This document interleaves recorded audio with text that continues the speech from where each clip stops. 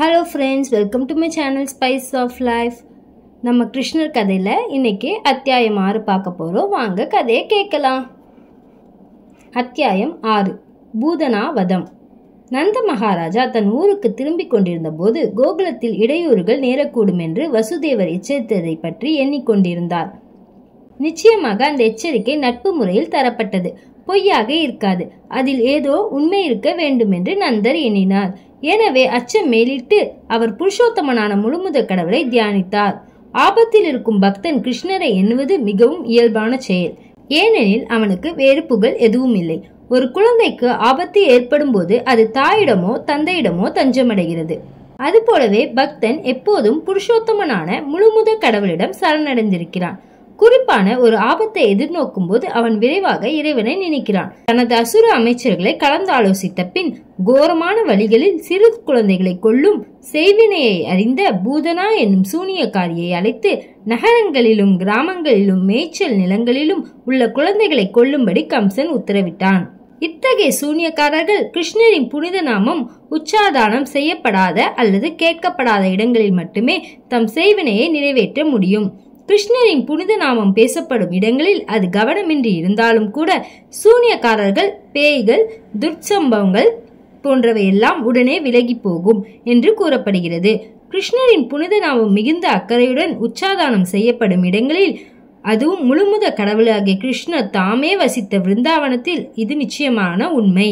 எனவே நந்தரின் சந்தேகங்கள் அவர் கிருஷ்ணரிடம் கொண்டிருந்த அன்பின் காரணமாக எழுந்தவை. பூதனா சில சக்திகளை பெற்றிருந்தாலும் உண்மையில் அவளின் நடவடிக்கைகளின் காரணமாக பெரும் அபாயம் எதுவும் நேர்வதற்கு வாய்ப்பிருக்கவில்லை. இப்படிப்பட்ட சூனியக்காரிகள் கேசரி என்று அழைக்கப்படுகிறார்கள். அவர்கள் ஆகாயத்தில் பறக்கக்கூடியவர்கள் என்பது பொருள். இந்தியாவின் வடமேற்கு பகுதியின் உட்பிரதேசங்களில் இந்த சூனியக்கலை இப்போதும் பழக்கத்தில் உள்ளது. வீழ்த்தப்பட்ட மரத்தின் கிளை மேல் உட்கார்ந்து கொண்டு இவர்கள் இடம் விட்டு இடம் பறந்து செல்ல முடியும். பூதனா இந்த சூனியக்கலையை அறிந்திருந்ததால் பாகவத்தில் அவள் கேசரி என்று அழைக்கப்படுகிறாள். நந்த மகாராஜாவின் அரண்மனை இருந்த கோகுல பகுதிக்குள் பூதனா அனுமதியின்றி பிரவேசித்தாள். தன்னை ஒரு அழகிய பெண்ணாக உரிமாற்றிக் கொண்டு அன்னை யசோதையின் வீட்டிற்குள் அவள் நுழைந்தாள். எடுப்பான இடுப்பும் அழகிய உயர்ந்த மார்பும் காதணிகளும் மலர்களும் சூரிய கேசமும் அவளது அழகை எடுத்து காட்டின. இடை சிரித்திருந்ததால் அவள் மிக அழகாக தோன்றினாள். அழகிய பார்வைகளாலும் புன்னகையுடன் கூடிய முகத்தாலும் அவள் விருந்தாவனவாசிகளின் உள்ளத்தை கொள்ளை கொண்டாள். லக்ஷ்மியே கையில் தாமரைப்பூவுடன் விருந்தாவனத்திற்கு வந்திருப்பதாக ஏதுமறியாத கோபியர்கள் எண்ணினார்கள். அவள் தனது கணவரான கிருஷ்ணரை நேரில் காண வந்திருப்பதாக அவர்கள் எண்ணினார்கள். அவளின் நேர்த்தியான அழகின் காரணமாக யாரும் அவளை தடுக்கவில்லை. எனவே அவளால் நந்த மகாராஜாவின் அரண்மனைக்குள் எளிதில் புக முடிந்தது. பல குழந்தைகளை கொண்டிருந்த பூதனா கிருஷ்ணராகிய குழந்தை ஒரு சிறு படுக்கையில் கிடந்ததை கண்டாள். அக்குழந்தை இணையற்ற சக்திகளை தன்னில் மறைத்துக் கொண்டிருந்ததை அவள் உடனடியாக உணர்ந்தாள். பிரபஞ்சம் முழுவதையும் உடனடியாக அளிக்கக்கூடிய சக்தி இக்குழந்தையிடம் உள்ளது என்று பூதனா எண்ணினாள். பூதனா இவ்வாறு புரிந்து கொண்டது குறிப்பிடத்தக்கது. புருஷோத்தமன் எனும் முழுமுதற் கடவுளாகிய கிருஷ்ணர் ஒவ்வொருவருக்கும் தேவையான அறிவை அளிக்கிறார், மறதியையும் அவரே ஏற்படுத்துகிறார் என்று பகவத்கீதையில் கூறப்பட்டுள்ளது. நந்த மகாராஜாவின் அரண்மனையில் தான் பார்த்து கொண்டிருந்த குழந்தை புருஷோத்தமனாகிய முழுமுதற் கடவுளே என்று பூதனா உடனடியாக தெரிந்து கொண்டாள். ஒரு சிறு குழந்தையாக அவர் படுத்திருந்தார். அதனால் அவர் சக்தியில் குறைந்திருந்தார் என்பதற்கில்லை. கடவுள் வழிபாடு கடவுளுக்கு மனித பண்புகளை கற்பிக்கிறது என்ற பௌதீக கோட்பாடு சரியானதல்ல. தியானத்தினாலும் தவங்களினாலும் எந்த உயிர்வாளியும் கடவுளாக முடியாது. கடவுள் எப்போதும் கடவுளே. குழந்தை கிருஷ்ணர் வளர்ச்சியடைந்த இளைஞனுக்கு சமமான முழுமையை உடையவர். உயிர்வாளி முன்பு கடவுளாக இருந்தார் என்றும் இப்போது மாயையில் மூழ்கி இருக்கிறார் என்றும் மாயவாத கொள்கை போதிக்கிறது. எனவே அவர் தற்போது கடவுளாக இல்லை, ஆனால் மாயையிலிருந்து விடுதலை பெற்றதும் மீண்டும் கடவுளாகிறார் என்றும் அவர்கள் கூறுகிறார்கள். இந்த கோட்பாடு நுண்ணிய உயிரினங்களுக்கு பொருந்தாது. உயிர்வாளிகள் முழுமுதற் கடவுளின் நுண்ணிய பகுதிகள் அல்லது அந்த உன்னத நெருப்பின் சிறு பொறிகள். ஆனால் அவர்கள் மூல நெருப்பான கிருஷ்ணராக மாட்டார்கள். தேவகி வசுதேவரின் மனையில் தோன்றிய பொழுதிலிருந்தே அவர் புருஷோத்தமனான முழுமுதற் கடவுளாகவே திகழ்ந்தார். சிறு குழந்தையின் இயல்பையொட்டி கிருஷ்ணர் தம் கண்களை மூடிக்கொண்டார். இப்படி அவர் கண்களை மூடிக்கொண்டதை பக்தர்கள் பலவிதமான கோணங்களிலிருந்து விமர்சிக்கிறார்கள். பல குழந்தைகளை கொன்றுவிட்டு இப்போது தன்னை கொல்ல வந்திருக்கும் பூதனாவின் முகத்தை அவர் பார்க்க விரும்பவில்லை என்று சிலர் கூறுகிறார்கள். மற்றும் சிலர் கிருஷ்ணர் அவளுக்கு அசாதாரணமான செய்தி எதையோ தந்து கொண்டிருந்ததால் அவள் பயப்படாமல் இருக்கும்படி தன் கண்களை மூடிக்கொண்டிருந்தார் என்று கூறுகிறார்கள். மற்றும் சிலரின் விளக்கமாவது அசுரர்களை அழித்து பக்தர்களை காப்பாற்றுவதற்காக கிருஷ்ணர் தோன்றினார். இது பகவத்கீதையில் பரித்ராணாய சதுனாம் விநாசய சதுஷ்டதாம் என்று கூறப்படுகிறது. முதலில் கொல்லப்பட்ட அசுரன் ஒரு பெண்.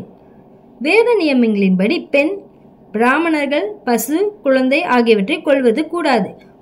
பூதனா என்ற அரக்கியை கிருஷ்ணர் கொல்ல வேண்டியது அத்தியாவசியமாயிற்று. வேத சாஸ்திரங்களின்படி ஒரு பெண்ணை கொல்வது கூடாதாகையால் கண்ணை மூடிக்கொள்வதை தவிர கிருஷ்ணருக்கு வேறு வழி இல்லை. கிருஷ்ணர் பூதனாவை தனது செவிலியாக கருதினார், எனவே கண்களை மூடிக்கொண்டார் என்பது மற்றொரு விளக்கம். கிருஷ்ணருக்கு பாலூட்ட பூதனா வந்தாள். பூதனா தன்னை கொல்ல வந்திருப்பதை அறிந்தும் கிருஷ்ணர் அவளை தன் செவிலியாக, அதாவது தாயாக கருதினார். வேத கருத்துக்களின்படி 7 வகையான தாய்மார்கள் உள்ளனர். உண்மையான தாய், குருவின் மனைவி, அரசனின் மனைவி, பிராமணனின் மனைவி, பசு, செவிலி, பூமி தாய். பூதனா தன்னை மடியில் எடுத்து பாலூட்ட வந்ததா கிருஷ்ணர் அவளை தன் தாய்மார்களில் ஒருத்தியாக ஏற்றுக்கொண்டார். அவர் கண்களை மூடிக்கொண்டதற்கு மற்றொரு காரணமாக இது கூறப்படுகிறது. செவிலியான தாயை அவர் கொல்ல வேண்டியதாயிருந்தது. ஆனால் அவர் தன் வளர்ப்பு தாயை கொன்றதற்கும் உண்மையான தாய் அல்லது வளர்ப்பு தாயான யசோதையிடம் அன்பு செலுத்தியதற்கும் வேறுபாடில்லை. பூதனாவும் தாயாகவே கருதப்பட்டு யசோதைக்கு சமமான மதிப்பை பெற்றாள் என்று வேதங்கள் தரும் தகவலிலிருந்து அறியப்படுகிறது. ஜட உலகில் இருந்து யசோதைக்கு முக்தி அளிக்கப்பட்டது போலவே பூதனாவுக்கும் முக்தி அளிக்கப்பட்டது. குழந்தை கிருஷ்ண கண்களை மூடியவுடன் பூதனா அவரை தன் மடியில் எடுத்துக்கொண்டாள். மரணத்தை குழந்தையாக மடியில் தாங்கி இருந்ததை பூதனா உணரவில்லை. பாம்பை கயிறென்று தவறாக காண்பவன் மரணத்துக்கு ஆளாகிறான். அதுபோலவே கிருஷ்ணரிடம் வருவதற்கு முன்பு பூதனா பல குழந்தைகளை கொண்டிருந்தாள். ஆனால் இப்போது அவள் தன்னை கொல்லக்கூடிய பாம்பை தாங்கியிருந்தாள். பூதனா குழந்தை கிருஷ்ணரை மடியில் வைத்துக் கொண்ட போது யசோதையும் ரோகிணியும் அங்கிருந்தார்கள். ஆனால் அவள் மிகவும் அழகாக அலங்கரித்துக் கொண்டிருந்ததாலும் தாயன்புடன் நடந்து கொண்டதாலும் அவளை அவர்கள் தடுக்கவில்லை. அழகு செய்யப்பட்ட உரையினுள் இருக்கும் வாள் அவள் என்பதை அவர்கள் அறிந்திருக்கவில்லை. பூதனா மிகவும் சக்தி வாய்ந்த விஷத்தை தன் மார்பில் பூசிக்கொண்டிருந்தாள். குழந்தையை மடியில் எடுத்தவுடன் மார்பு காம்பை குழந்தையின் வாயில் அழுத்தினாள். மார்பை உறிஞ்சியதும் குழந்தை இறந்துவிடும் என்று நினைத்தாள். ஆனால் குழந்தை கிருஷ்ணர் கோபத்துடன் மிக வேகமாக காம்பை பற்றினார். விஷங்கலந்த பாலுடன் அவளின் உயிரையும் சேர்த்து உறிஞ்சினார். அதாவது கிருஷ்ணர் அவளது பாலை உறிஞ்சி அவளை கொன்றார். அவளது செய்கையை ஒரு தாயுள்ளதாக ஏற்றுக்கொண்டு அவளது விருப்பத்தை பூர்த்தி செய்தார். ஆனால் அவள் தனது அரக்கத்தனத்தை மேலும் செயல்படுத்தாமல் இருப்பதற்காக அவளை உடனே கொன்றார். அந்த அரக்கி கிருஷ்ணரால் கொல்லப்பட்டமையால் முக்தி பெற்றாள். அவளது உயிர் மூச்சை கிருஷ்ணர் உறிஞ்சியதால் பூதனா தரையில் விழுந்து கைகளையும் கால்களையும் அகல பரப்பிக்கொண்டு, குழந்தையே, என்னை விட்டுவிடு, என்னை விட்டுவிடு என்று அலறினாள். அவள் உரத்த குரலில் அழுது வியர்த்து போனதால் அவளின் உடல் முழுவதும் ஈரமாயிற்று. பலமாக அலறியபடி அவள் உயிர் நீத்த போது பூமியிலும் ஆகாயத்திலும் எல்லா திசைகளிலும் பயங்கரமான அதிர்வு ஏற்பட்டது. இடிகள் விழுவதாக மக்கள் எண்ணினார்கள். பூதனா எனும் சூனியக்காரியின் வேஷம் கலைந்து அவளின் அரக்கி உருவம் வெளிப்பட்டது. அவள் அச்சந்தரும் தனது வாயை திறந்து கைகளையும் கால்களையும் விரிய பரப்பினாள். இந்திரனின் வஜ்ராயுதத்தால் தாக்குண்ட விரடாசுரனைப் போல் அவள் விழுந்தாள். அவளின் நீண்ட தலைமையில் உடலெங்கும் விரிந்து கிடந்தது. வீழ்ச்சியடைந்த உடல் 12 மைல்கள் நீளம் வரை எட்டி வழியில் இருந்த மரங்களை எல்லாம் தகர்த்தது. மலை போன்ற அவளது உடலை கண்டவர்கள் பிரமித்து போனார்கள். அவளின் பற்கள் உளப்பட்ட தெருக்களைப் போலவும் நாசி துவாரங்கள் மலை குகைகளைப் போலவும் தோற்றமளித்தன. அவளின் மார்பகங்கள் சிறு குன்றுகளைப் போலவும் முடி அகன்ற சிவப்பான செடி புதர்களைப் போலவும் காணப்பட்டன. அவளின் கண்கள் ஆழமற்ற கிணறுகளைப் போலவும், இரு தொடைகளும் ஒரு ஆற்றின் 2 கரைகள் போலவும், 2 கைகளும் பலமாக கட்டப்பட்ட பாலங்களைப் போலவும், வயிறு காய்ந்து போன ஏரி போலவும் காணப்பட்டன. இதை கண்ட ஆயர்களும் ஆய்ச்சியரும் வியப்பும் பிரமிப்பும் அடைந்தார்கள். அவள் விழுந்ததினால் ஏற்பட்ட பேரொளி அவர்களது மூளையையும் காதுகளையும் அதிர்ச்சிக்குள்ளாக்கியது. பூதனாவின் மடியில் குழந்தையான கிருஷ்ணர் பயமின்றி விளையாடி கொண்டிருந்ததை கண்ட கோபியர் விரைந்து வந்து அவரை தூக்கி கொண்டார்கள். அன்னை யசோதா, ரோகிணி மற்றும் வயதில் பெரியவர்களான கோபியர்கள் பசுவின் வாளை பிடித்து குழந்தையின் உடலை சுற்றி திருஷ்டி கழித்தார்கள். பசுவின் சிறுநீரால் குழந்தையை குளிப்பாட்டினார்கள். கன்றுகளின் பாதத்துளிகளை குழந்தையின் உடல் மீது தூவினார்கள்.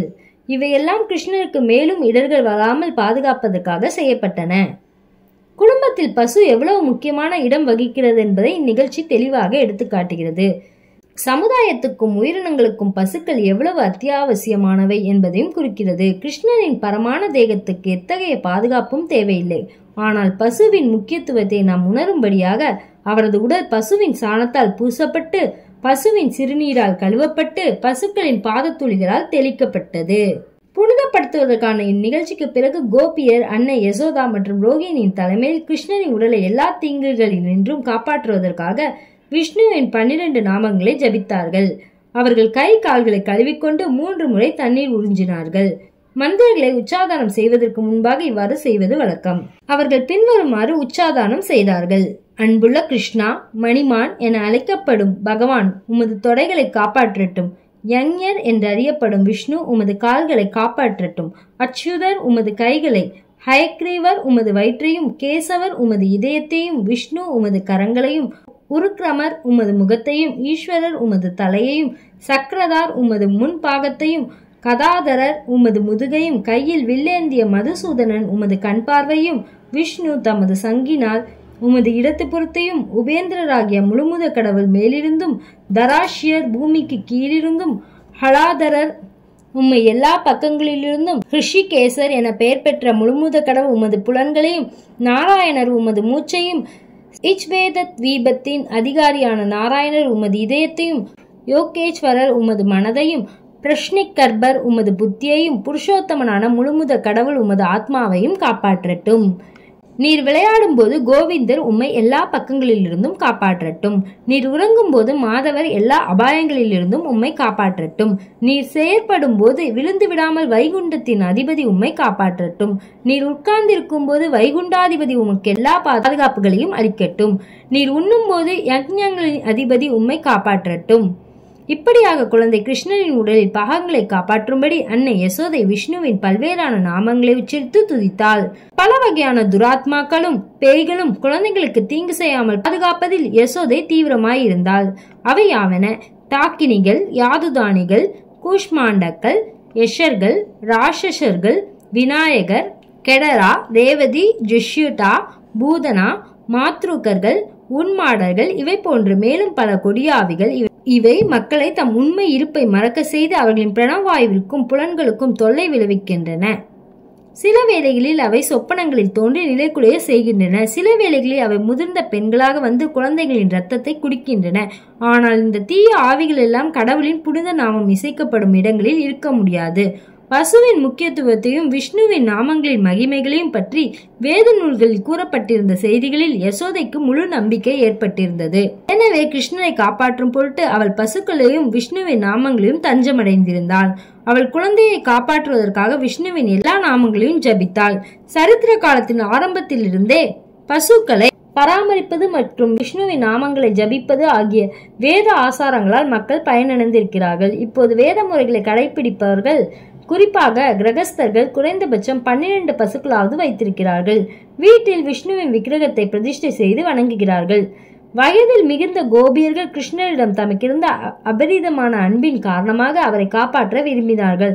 ஆனால் அதற்கு தேவை இருக்கவில்லை. ஏனெனில் ஏற்கனவே அவர் தன்னைத்தானே காப்பாற்றிக் கொண்டிருந்தார். முழுமுத கடவுளாகிய கிருஷ்ணர் குழந்தையாக வந்து விளையாடி கொண்டிருந்தார் என்பதை அவர்கள் அறியார்கள். குழந்தையை காப்பாற்றுவதற்கான சடங்குகளை நிறைவேற்றிய பின்னர் அன்னை யசோதா குழந்தையை எடுத்து தானே பாலூட்டினாள். விஷ்ணு மந்திரத்தை உச்சரித்திருப்பதால் குழந்தை பாதுகாப்பாக இருப்பான் என்ற நம்பிக்கை யசோதைக்கு ஏற்பட்டிருந்தது. அது சமயம் மதுராவுக்கு வரிப்பணம் செலுத்த சென்றிருந்த கோபாலர்கள் ஊருக்கு திரும்பிய போது பூதனாவின் மலை போன்ற உடல் விழுந்து கிடந்ததை கண்டு ஆச்சரியப்பட்டார்கள். வசுதேவர் எச்சரித்ததை நந்த மகாராஜா எண்ணி பார்த்தார். வசுதேவர் மாமுனிவராகவோ யோகியாகவோ இருக்க வேண்டும். இல்லாவிடில் விருந்தாவனத்தின் தாம் இல்லாத போது நடக்கவிருந்ததை வசுதேவர் எப்படி முன்கூட்டியே கூறியிருக்க கூடும்? இவ்வாறு நந்த மகாராஜா எண்ணினார். பின்னர் விரஜவாசிகள் பூதனாவின் பெருவுடலை துண்டமிட்டு ஓரிடத்தில் குவித்து விறகு கட்டைகளை அடுக்கி அதற்கு தீ மூட்டினார்கள். பூதனாவின் உடல் எரிந்தபோது அதிலிருந்து நறுமணம் வெளிப்பட்டது. அந்த நறுமணம் அவள் கிருஷ்ணரால் கொல்லப்பட்டதன் காரணமாக ஏற்பட்டது. அரக்கி பூதனாவின் பாவங்கள் எல்லாம் கழுவப்பட்டு அவள் தெய்வீகமான உடலை பெற்றாள் என்பது இதன் பொருள். முழுமுத கடவுளாகிய கிருஷ்ணர் எவ்வளவு நல்லவர் என்பது இதனால் தெரிய வருகிறது. கிருஷ்ணரை கொல்ல வந்த பூதனாவின் பாலை அவர் வாய் வைத்து உறிஞ்சியதால் அவள் உடனே புனிதமடைந்தது மட்டுமின்றி அவளது உடல் பரமான தன்மையையும் பெற்றது. சிறு குழந்தைகளை கொல்வதையே அவள் தொழிலாக கொண்டிருந்தாள். அவள் விரும்பியதெல்லாம் ரத்தம் மட்டுமே. கிருஷ்ணரிடம் அவள் பகைமை கொண்டிருந்தாலும் தனது பாலை அவருக்கு அவள் ஊட்டியதால் முக்தி அடைந்தாள். அப்படியானால் அவருக்கு தாய் தந்தையாக அமைந்து அன்புடன் சேவை செய்பவர்கள் எப்படிப்பட்ட நலன்களை பெறலாம்? புனிதமான பக்தர்கள் மிகுந்த அன்புடனும் பிரியத்துடனும் கிருஷ்ணருக்கு எப்போதும் சேவை செய்கிறார்கள். ஏனெனில் அவர் முழுமுதற் கடவுள், ஒவ்வொரு உயிர்வாளியிலும் உறையும் பரமாத்மா. எனவே பகவானின் சேவையில் செலவிடப்படும் சிறு முயற்சியும் ஒருவருக்கு பரமான பெரும் நன்மையை பெற்றுத்தரும் என்று முடிவுக்கு நாம் வருகிறோம். பகவத்கீதையில் இது விளக்கப்பட்டுள்ளது. ஸ்வல்பம் அபஸ்ய தர்மஸ்ய த்ரயாதே மகாதோ பயாத். தெரிந்தோ தெரியாமலோ கிருஷ்ணருக்கு ஆற்றப்படும் சிறு சேவையும் மிக உயர்ந்த நன்மையை தருகிறது. கிருஷ்ண உணர்வில் பக்தி தொண்டாற்றுவதன் மகிமை எவ்வளவு உயர்ந்தது! ஒரு மரத்தின் இலைகளையும் மலர்களையும் பறித்து கிருஷ்ணருக்கு அர்ப்பணித்து வணங்கினால் அம்மரத்தில் அடைப்பட்டிருக்கும் உயிராத்மாவும் நன்மை அடைகிறது. மலர்களும் பழங்களும் கிருஷ்ணருக்கு அர்ப்பணிக்கப்படும் போது அவற்றை தாங்கியிருந்த மரமும் நன்மை பெறுகிறது. இவ்வாறு அர்ச்சனை முறையால் எல்லோரும் பயன்பெறுகிறார்கள். பிரம்மனும் சிவனும் கிருஷ்ணரை வழிபடும் போது அவர் குழந்தையாக மடியில் விளையாடும் பாக்கியத்தை பூதனா பெற்றாள். மகா முனிவர்களும் பக்தர்களும் வணங்கும் பாதர விந்தங்கள் பூதனாவின் உடலில் பட்டது. மக்கள் கிருஷ்ணரை வழிபட்டு அவருக்கு உணவு நிவேதம் செய்கிறார்கள். ஆனால் பூதனாவின் உடலில் இருந்து கிருஷ்ணர் பாலை தாமே உறிஞ்சி குடித்தார். பகைமை நிலையில் இருந்த ஏதோ ஒன்றை கிருஷ்ணருக்கு அளித்த பூதனா இவ்வளவு உயர்ந்த நலனை பெற்றாள் என்றால் அன்புடனும் பிரியத்துடனும் கிருஷ்ணரை வழிபடுவதால் ஏற்படும் நன்மையை எப்படி அளந்து கூற முடியும்? வேறெந்த காரணத்திற்காக இல்லை என்றாலும் இவ்வளவு பெரிய நன்மை கிடைக்கிறது என்பதற்காவது கிருஷ்ணரை வழிபட வேண்டும். பூதனா ஒரு துராத்மாவாக இருந்தாலும் முழுமுத கடவுளின் தாய்க்குரிய உயர்வை பெற்றால். கிருஷ்ணருக்கு பாலூட்டிய பசுக்களும் கோபியரும் இது போலவே உயர்ந்த நிலையை எய்தினார்கள் என்பது திண்ணம். பௌதிக நலன்கள் முதல் முக்தி வரை எல்லா நன்மைகளையும் கிருஷ்ணர் வழங்க வல்லவர். பூதனாவின் உடலின் பாலை கிருஷ்ணர் நீண்ட நேரம் உறிஞ்சியதால் அவள் முக்தியை பெற்றாள் என்பதில் எவ்வித ஐயமும் இருக்க முடியாது. அப்படி இருக்க கிருஷ்ணரிடம் அளவற்ற அன்பை செலுத்திய கோபியர் முக்தி நிலையை அடைந்தார்கள் என்பதில் சந்தேகம் என்ன? விருந்தாவனத்தில் அன்புடனும் பிரியத்துடனும் கிருஷ்ணருக்கு சேவை செய்த கோபியரும் கோபாலர்களும் பசுக்களும் ஜட இருப்பின் துயர நிலையிலிருந்து விடுபட்டு முக்தி அடைந்தார்கள் என்பதில் எல்லளவும் சந்தேகம் இல்லை. பூதனாவின் உடல் எரியும் போது வெளிப்பட்ட நறுமணத்தை நுகர்ந்த விருந்தாவன வாசிகள் இந்த நறுமணம் எங்கிருந்து வருகிறது என்று ஒருவரையொருவர் கேட்டுக்கொண்டார்கள். இவ்வாறு பேசிக்கொண்ட போது நறுமணம் எரியும் பூதனாவின் உடலில் இருந்து வந்ததென்பதை அறிந்தார்கள். கிருஷ்ணரிடம் மிகுந்த வாஞ்சை கொண்டிருந்த அம்மக்கள் அவர் பூதனாவெனும் அரக்கியை கொன்றார் என்பதை அறிந்தபோது அவரை மனமாற வாழ்த்தினார்கள். பூதனாவை எரித்த பின் நந்த மகாராஜா வீட்டிற்கு வந்து குழந்தை கிருஷ்ணரை தம் மடியில் எடுத்து வைத்துக் கொண்டு உச்சி முகர்ந்தார். நடக்கவிருந்த பெரும் விபத்திலிருந்து குழந்தை தப்பியதை எண்ணி அவர் மிகுந்த திருப்தி அடைந்தார். கிருஷ்ணர் பூதனாவை கொன்றதை பற்றிய வர்ணனையை கேட்பவர்கள் எல்லா நலன்களையும் பெறுவார்கள் என்று ஸ்ரீல சுகதேவ கோஸ்வாமி ஆசிர்வதித்துள்ளார். அவர்கள் நிச்சயமாக கோவிந்தனின் அருளை பெறுவார்கள். பக்தி வேதாந்தர் எழுதிய கிருஷ்ணர் எனும் நூலின் 6வது அத்தியாயமான பூதனாவதம் இவ்வாறு நிறைவு பெறுகிறது.